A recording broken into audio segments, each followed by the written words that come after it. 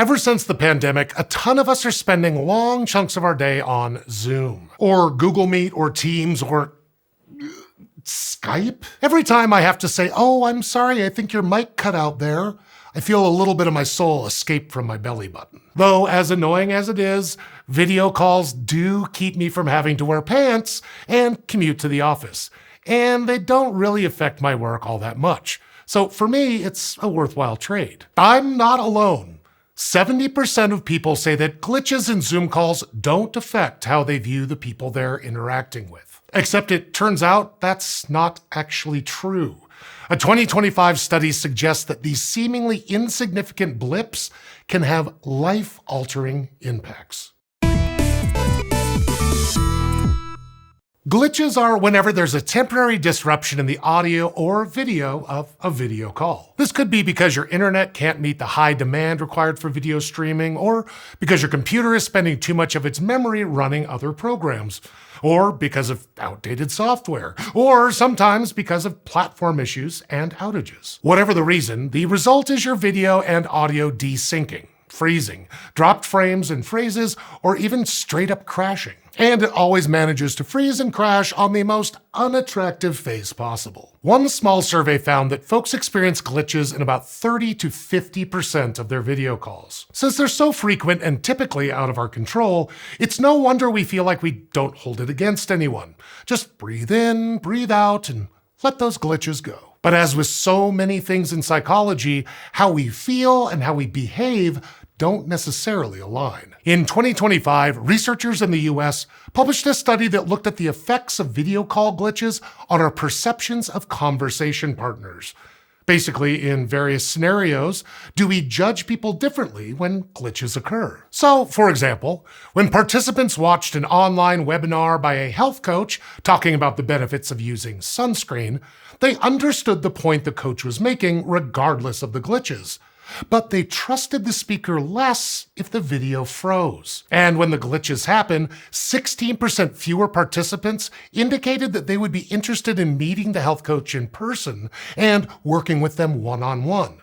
That's super important to consider when we're living in an era of telehealth. There were similar results from other domains with equally serious implications for our lives. One experiment showed that in the context of a job interview, glitches could lower interest in hiring or supporting that candidate by over half a point on a 7-point scale. That's an 8% drop, nearly a full letter grade. So if your call glitches during the interview, that could affect the likelihood you get hired. Of course, this was all measured during controlled experiments, and the researchers wanted to know if we actually see it play out in real life. So they looked at 4 months of court transcripts from virtual parole hearings in Kentucky. That was 472 hearings. They scoured the transcripts for indications that the video had glitched.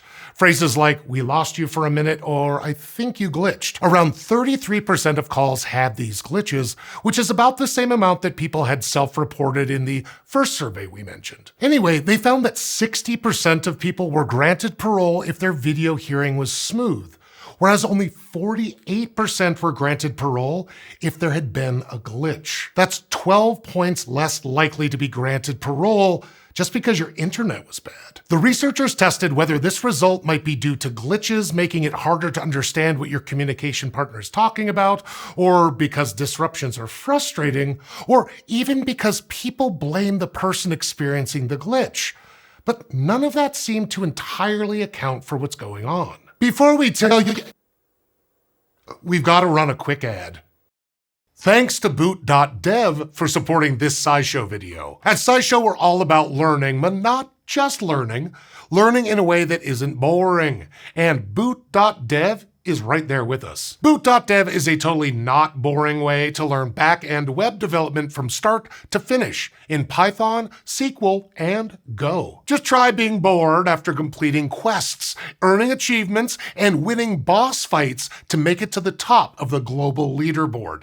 And that's before you even meet Boots, the AI-powered bear wizard. If you couldn't tell from the bear wizard shoutout, boot.dev provides an RPG-like experience to take you from beginner to expert the fun way. Their curriculum is designed for builders with a nod to the gamer in all of us.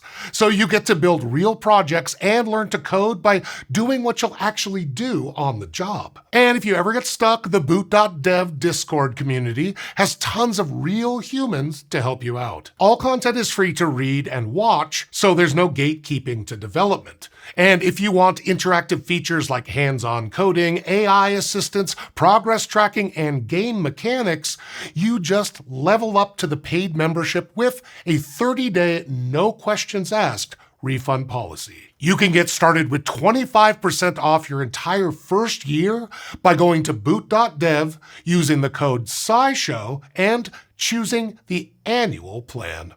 Instead of glitches merely being frustrating, the research team suggests that glitches are just downright uncanny.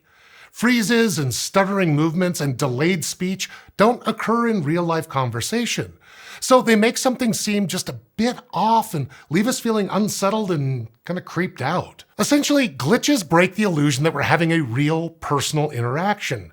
That isn't great for how much we trust our communication partner or even for how much we like them. This effect panned out in the research team's study, with people reporting a greater sense of uncanniness when there are glitches in a conversation. Study participants found certain glitches more uncanny than others.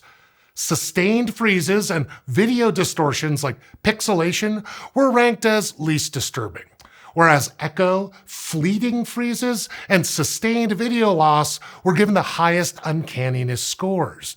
The more uncanny the glitch, the more it hurt the glitchy job candidate. But remember earlier that I said 70% of people reported that glitches don't impact how they view the person they're talking with. That might be because they know glitches shouldn't impact their judgments, so they responded to the survey in a way that makes them look or feel better. But it's also possible that this is all subconscious, and we don't even realize that glitches are affecting us. So what's a virtual girl to do? The researchers tested some potential solutions, though the results weren't super encouraging. Warning people in advance that glitches might occur didn't make much of a difference at all.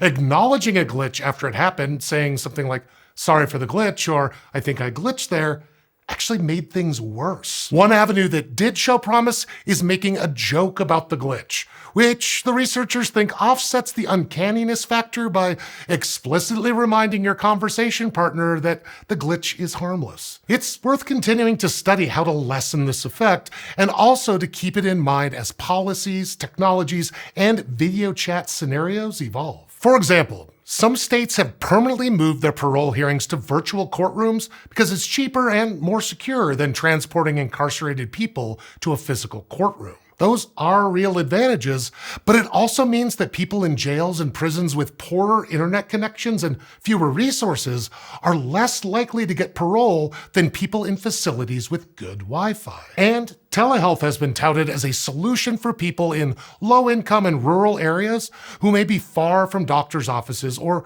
not able to get away from work to make the trip. But the people who turn to telehealth because they can't easily access doctors' offices are the same people who have less reliable internet connections. Telehealth may improve access to treatment, but it might also cause folks to trust their providers less, or their providers might perceive them as less reliable patients. As with basically every technology ever, video conferencing has been great for expanding access to previously inaccessible resources and for making many people's lives easier.